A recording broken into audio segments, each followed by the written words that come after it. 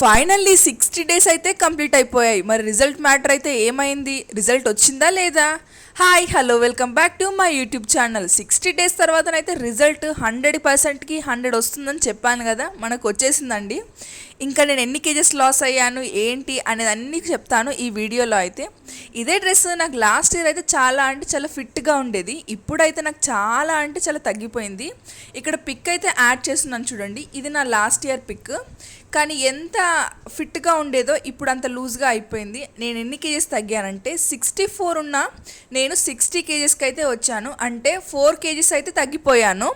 Last year ఈ 2 years కూడా నా 64 అనేది కాన్స్టాంట్గా ఉండే.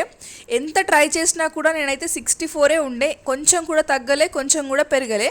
కానీ ఇప్పుడు మనం స్ట్రిక్ట్గా చేసేసరికి ఆ 4 కేజెస్ అయితే తగ్గిపోయాను. మీకు కూడా నేను ఫాలో అయిన డైట్ ఇంకా ఎక్సర్సైజ్ అయితే కావాలంటే నాకైతే కామెంట్ చేయండి ఈ వీడియో కింద. నెక్స్ట్ వీడియోస్లో నుండి నా డైట్ ప్లాన్ గురించి అయితే నేను ఎక్స్ప్లెయిన్ చేస్తాను.